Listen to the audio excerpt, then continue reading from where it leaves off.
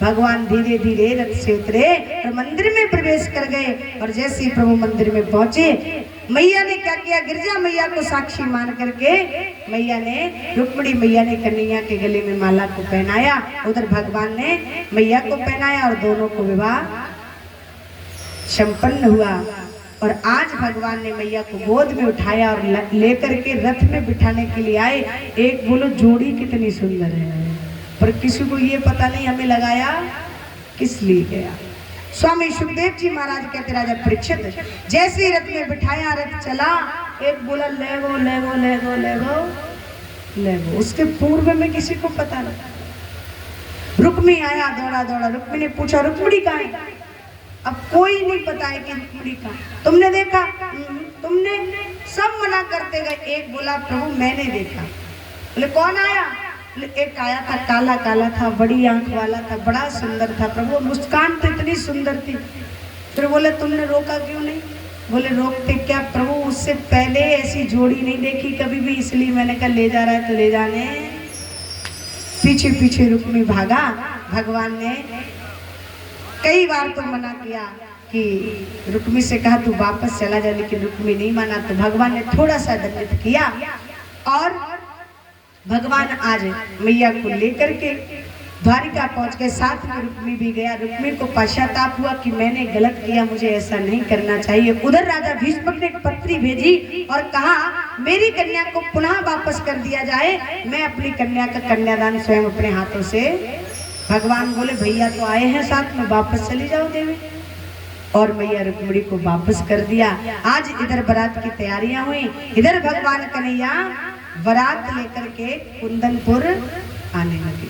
बोली बांके बिहारी लाल की। और कुंदनपुर जाऊं मेरी भाभी दूल्हा बनाए दे, कुंदनपुर जाऊं मेरी भाभी दूल्हा बनाए दे, जाऊं मेरी भाभी दूल्हा बनाए दे। और कुंदनपुर जाऊं मेरी भाभी दूल्हा बनाए दे,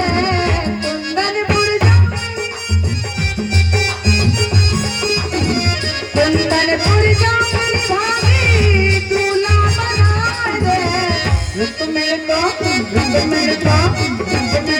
कह के लाओ सुंदर सजा,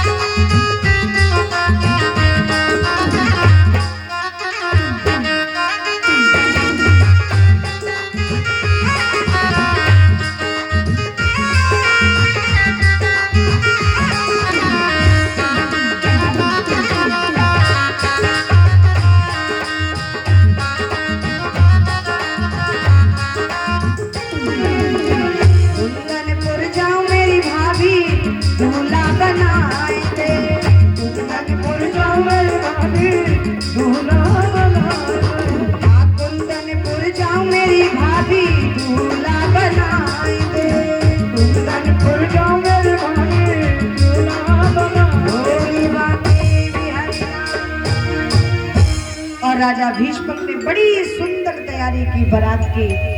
प्रेम पूर्वक बारातियों को भोजन इत्यादि कराया। और जैसे ही विवाह का समय नजदीक आया, बड़ा सुंदर मंडप बनाया। क्या बनाया?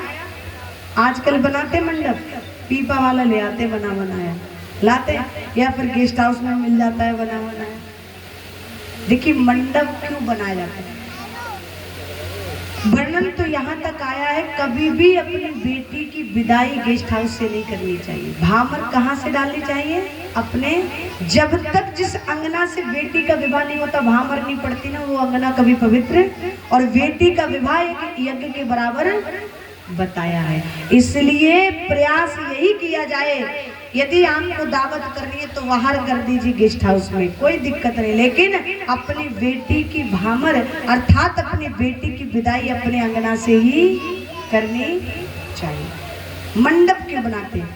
मंडप इसलिए बनाते हैं क्योंकि जिस दिन भगवान वर्णन आया, जिस दिन बेटे का विवाह होता है उस दिन बेटे पर किसका स्वरूप होता है? भगवान विष्णु का, और बेटी पर माँ लक्ष्मी का स्वरूप होता है। इसलिए माँ लक्ष्मी और भगवान विष्णु दोनों का आगमन हमारे घर होता है, अर्थात दोनों का पदार्पण होता है, तो उनके लिए बिठाने को कोई और स्थान नहीं होता। इसलिए हम क्या करते, सुंदर मंडप तैयार, बड़ा सुंदर मंडप बनाया और बड़ा विधि विधान से मैया का विवाह आचार्यों ने पढ़ा। और जब कन्यादान का समय आया तो राजा भीष्मक ने अपनी कन्या का हाथ लेकर के भगवान कन्हैया के हाथ में दिया। और मैं आचार्य जी से निवेदन करना चाहूंगी कि यदि मेरी आवाज उनके कानों तक पहुंच रही हो तो आचार्य जी, आवाज नहीं आ रही आपके कान? हाँ, आ जाओ, तो आप तो आ जाओ, क्योंकि समय बहुत हो गया, इधर 12 तो बज ही गए, अभी 1 घंटा लमसम लग जाएगा, कितना भी जल्दी करेंगे तो। बोली बांके बिहारी लाल।